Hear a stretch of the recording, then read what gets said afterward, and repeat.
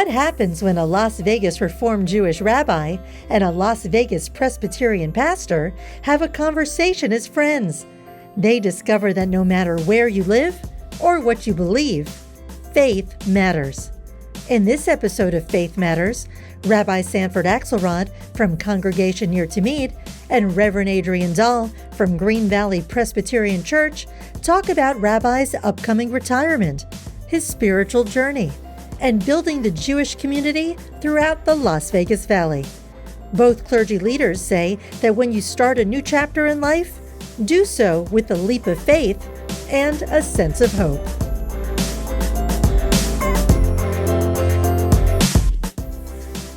Adrian, how are you today? I am good. How are you? You look a little relaxed over there. My goodness. Listen, describe, why do you think I look more relaxed? Maybe I even sound more relaxed. You're getting ready to retire, and I can't believe it. And I'm sure you can't either. So we had in the middle of May a service in tribute where some of my students who went on to become clergy, cantors, and rabbis, they all participated in this wonderful service of celebration. And then there was a gala, also fundraiser. People say, how do you feel? I said, I don't know. It's like 500 people trying to push me out the door. No, 500 people trying to say good job. And it was very, very gratifying. But it was a room full of date people that loved Rabbi Sandy. Is June 30th. That's the actual. So I'm busy kind of cleaning out my office, taking care of some loose ends. And actually, I'm still working hard and have new projects, believe it or not. So big smiles, but also a little bit bittersweet. So here we are, this new chapter in your life. And I have to ask you, how did it feel as we're celebrating your ministry to receive these commendations? You got a key to the city of Las Vegas. Well, that's true. And also the county. That's right. And I asked each one of those individuals the same question. Will this give me free parking on the strip? And both of them said no. So I said, oh, okay. It is a big honor. Berkeley, I'd rather have free parking than a key. Yeah, it is a big honor. The key word is honor. That's right. It doesn't actually open anything, but it is a very big honor.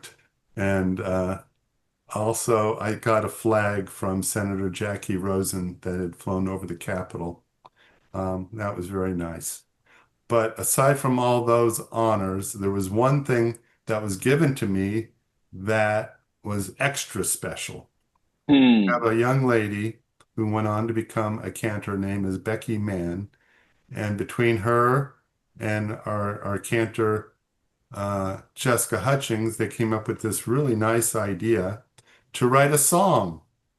And actually the song, I have writing credits because they took my last high holiday sermon and the quote above our ark, which says, "O house of Jacob, come let us walk by the light of God." And the theme of the sermon was "Come walk with me." And they combined those two themes into this beautiful song that I said, oh my God, this is so beautiful, because Becky not only is a cantor, she's a singer-songwriter. And then they took the lyrics and they framed it. And I don't know, that they could have just stopped there and I would have been so grateful, but they did more. So it was a beautiful, beautiful song. In fact, I actually wrote a little blog about the song as it inspired me as we were dealing with the tragedy that took place in Washington, D.C. Yeah. If we would walk in the light of God. It was beautiful. It was such a fantastic celebration of your ministry. And I have to ask you, if I may, we all have these moments in life where, do I change? Do I stay? I had that when I left Ohio. Do I have 10 more years in me to stay here? Is God calling me to leave? How do you come to that point? Not when everyone else is telling you what to do, but inside, when I've done what I was called to do at this moment, at this place. So I began my career in Columbus, Ohio, um, and I was there 3.5, 4 years, and it was really a big challenge. I was fairly newlywed, a new dad, and I went there to help a senior rabbi who left mid-contract, and there I was Mm. over this huge congregation without a cantor, basically a secretary, and luckily my dad was also a rabbi, and I would call him for advice. No internet, um, meaning you couldn't post something on the internet and appeal to colleagues. Does anyone Mm. have the music to this prayer? Do you have any idea what to say at this difficult funeral? It was really, you had to figure it out on your own. And You were in Columbus and Dad was in Palo Alto, is that right? yeah, in California, Yeah. sometimes he would record something on a tape recorder and then mail it to me. Anyways, it came time after they hired a new senior rabbi that I should move along. I Mm. worked with him for a year and then I wanted my own place. So that transition was natural because that's pretty typical for an associate. Right. But Las Vegas was not in my plan. My dad wanted me to go to Champaign, Illinois, or Redondo Beach. Um, and my wife wanted Las Vegas because she was from Reno. And so I said, whatever, but what about Sin City and there's gambling and I don't know, not for me. She says, well, I turned out okay and I grew up in Reno. I said, all right, well, you're right. Uh, so we went out and by the end of the weekend, I was hired. And I remember to this day, the search committee asking me a great question that was also a little naive, but we were both naive. The question was, how long do you plan on staying? Like, really? I'm 30 years old, and the question came from, oh, here's this bright young man with this great resume. He's only going to be with us for Mm. 3 years, and then he'll be eligible for a bigger congregation because we had a seniority system at the time. And I gave the answer that I felt, and I remained true to it. I said, the Akselrads are kind of family rabbis. We want to be with you throughout your Mm. lives. Your kids are Wow. born. I want to be there when they have their bar mitzvah, when they get married. And, as family members die, I want to know the family. So I don't have any plans to walk in the door and then plan on leaving out the other door. As long as you want me and as long as it's comfortable here, I'm here. And so I was 30 years old. If I was going to leave, it would have been my mid 40s, maybe 50 at tops. And I was still busy. I was building a building for him. I was growing the congregation. And so Joni said, we'll stay. This is where our life is. And when you came to congregation near Tamid, the congregation, the synagogue was in Las Vegas proper. Correct. It was in Las Vegas proper. They had about 60 families, and they Wow. like to joke now, of which 20 were paying dues. But we grew very quickly, and all through the 90s, it was incredible how quickly we grew. Um, and then Las Vegas Jewishly began to multiply by dividing. These congregations were forming Mm. by splitting off of other ones, but the town was also growing. So at the time, it was 250 families.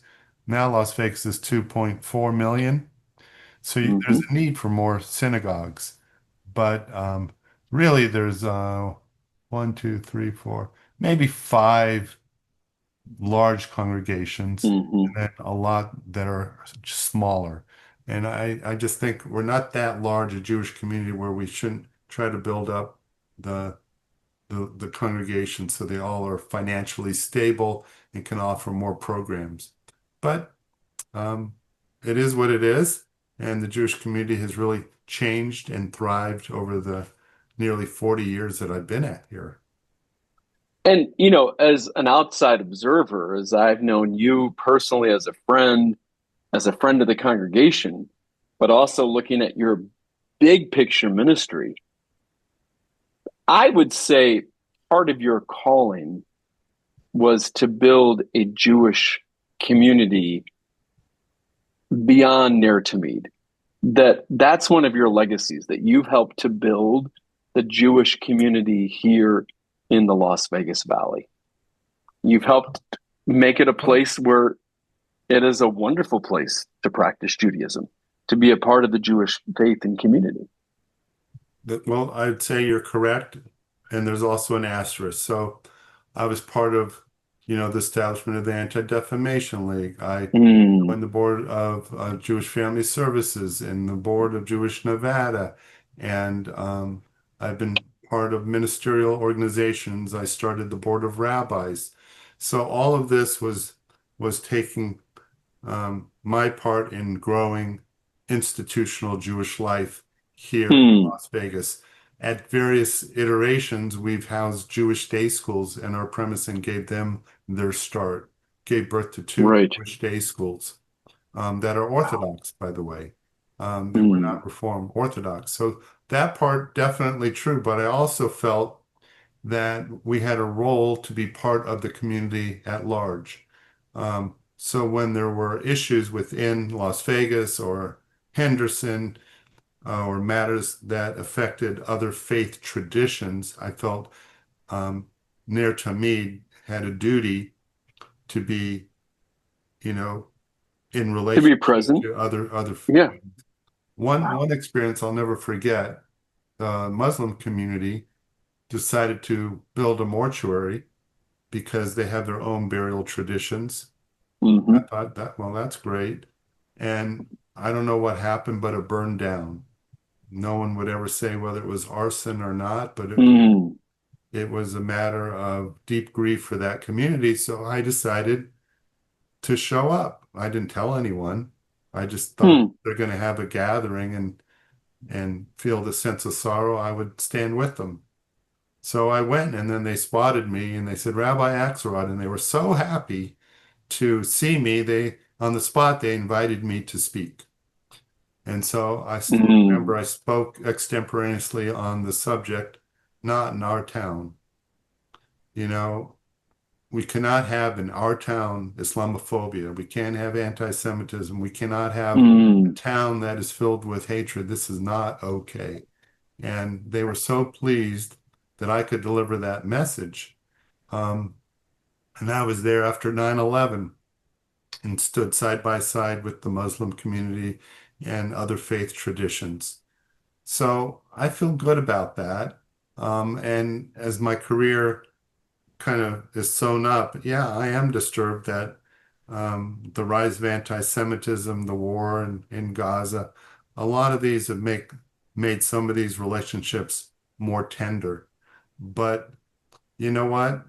You have to sow the seeds of civility and mutual respect when times are good, so that hmm. when times are more difficult, you can still break bread.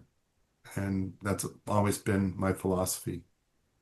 When you left Columbus, did you have a vision of what you wanted to create? I mean, you did talk right now about you wanted to walk with families. You wanted to be their family rabbi that was there for, you know, the key events that in their life. Right. So the idea that I had, if someone said, "What is your mission statement?" Hmm. It was and continues to be to build a place of living Torah.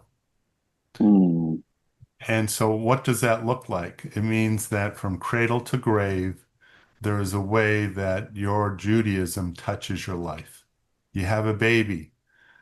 What makes that baby a Jewish baby, right? hmm.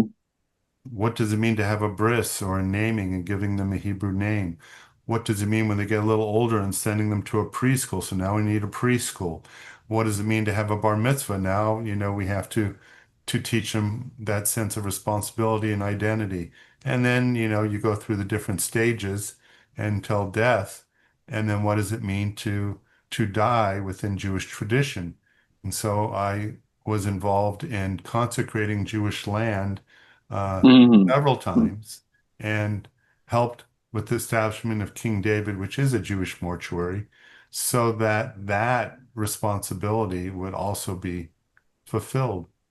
Um, Living Torah, that really was what my mission statement would be. And I think those moments in life are really a moment for us to share our faith. You know, in our congregation, when a family will say, Pastor, I want my child to be named and baptized, some people use the language christened, and we will have that at a ceremony. And I'm like, bring your family.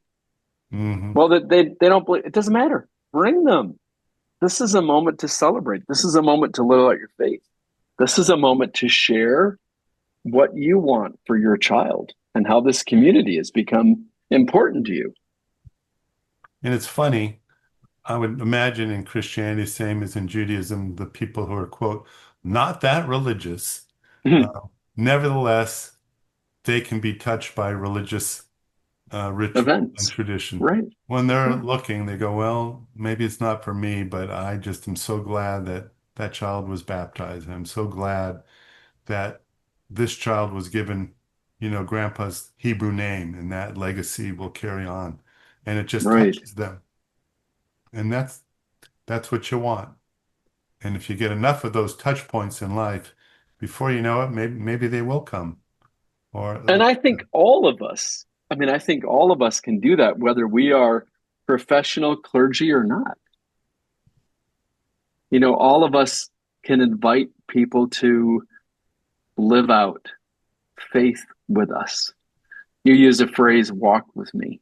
yes, We don't have to believe exactly the same thing for us to walk together, do we?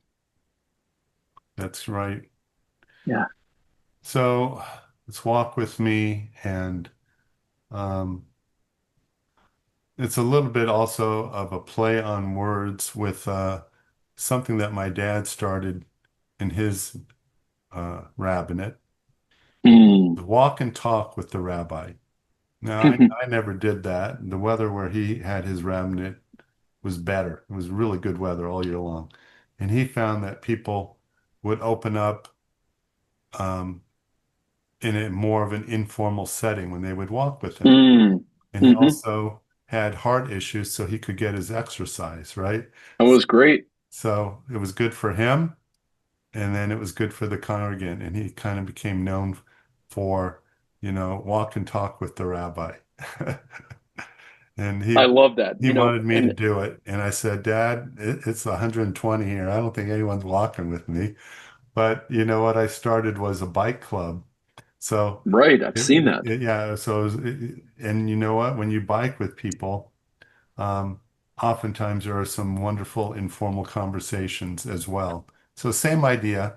When you're Wouldn't work for this pastor, I'd be out of breath. when you're in relationship with people, um, sometimes it's easier for them to open up than making an appointment to see you in a Right. more formal setting.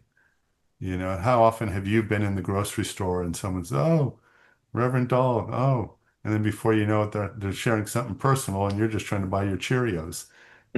And then you think, okay, do I put this down in my diary as pastoral visit, right? Because it's a long conversation and you're like, we're blocking the aisle, but those are some of the most beautiful pastoral moments. Yeah. You know, changes are hard in life, and yet they're also exciting for us. And I think that's the part about faith is it just a sense of this chapter is closing, but a new chapter is but part of the story. Part of the story that God is writing in your life. And you're probably not prepared for this, but I'm going to ask you anyway. So, what would you say to someone who's contemplating, is this the time that I close this chapter and move on? It could be anything. It Yeah. could be a job relocation. It could be retirement. It could be entering into a relationship. Well, first of all, the whole notion of being able to make the decision on your own terms is somewhat of a luxury, right? Sometimes people, you know, they lose their job, and so they have to make that change. They didn't make that Right. decision, and so now they're embittered because, this company they worked for 20 years has let them go, or the factory is closed, or they get into some kind of car accident or a health issue and they're forced into Mm, retirement. right. I remember my dad, he had a heart attack, and so he ended up retiring instantly. That was it. Lived Mm, over another 20 years. But right. basically, when I began my career is when his career ended, and it was not by his choice. He probably would have been one of those guys who kept going for years and years, right? But instead, I think he was 64. So, first of all, the decision when to switch directions is always Hmm. personal. If you're fortunate like me, where you feel you can do it, then the question is, well, why? Just because you can. And I don't know. I don't know if this is, quote, a right decision. Should I have gone another, 2 years, another 10 years? I just felt that at this moment, Nair Tamid has got a new leader, a young leader, Hmm. going to do a fabulous job. So that responsibility of finding the next person has been resolved. And for me personally, I've been doing this 41 years, a lot of time from my family, and I think my wife and my kids need me now. And so if there was such a thing as being a rabbi, 10 hours a week, maybe I would have done it, but there isn't such a thing in Ner Tamid's iteration right now. So I just felt it's time to do what I call rabbi adjacent things. Right. Maybe I'll teach. I'm going to do a cruise ship. I'll be the rabbi on a cruise ship for high holidays. Um, Maybe I'll teach at Ollie.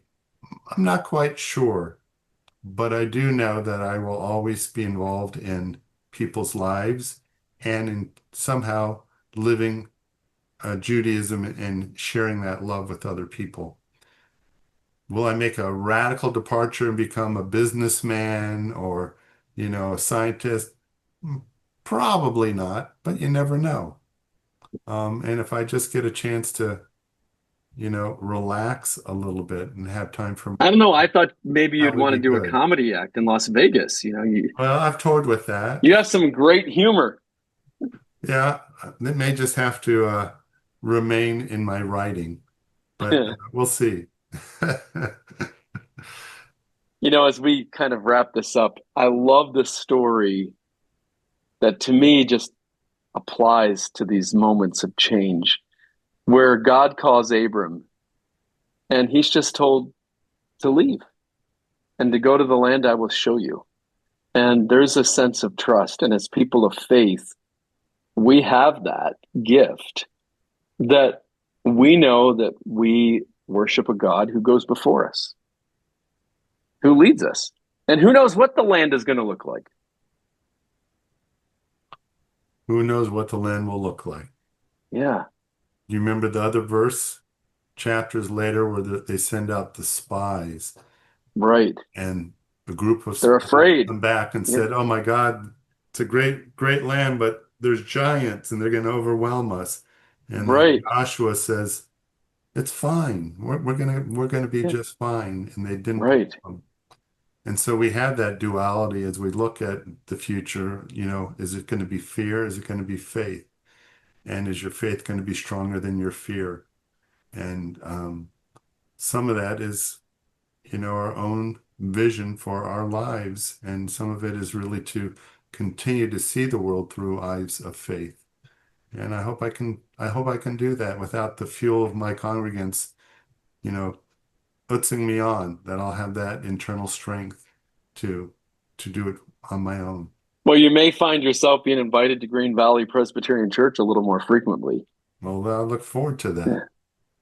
Yeah. I want to say this as we try to wrap this up, but you've done an excellent, excellent job as the senior rabbi of Congregation Ner Tamid.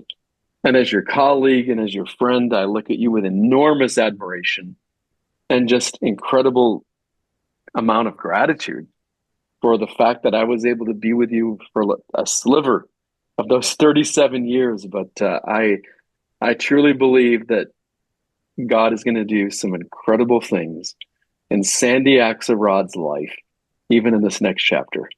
And I hope that all of our listeners has that same sense of hope for themselves. All those kind words. And don't think that my retirement is going to get you off of buying me that cup of coffee now. You got it. All right.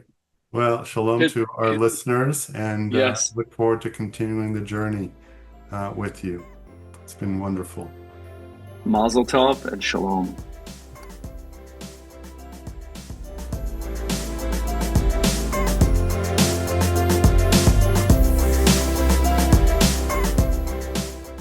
Faith Matters features Rabbi Sanford Akselrad from Congregation near Tamid and Reverend Adrian from Green Valley Presbyterian Church, and is produced by Leslie Snadowsky. We hope you join us again for our next podcast episode of Faith Matters.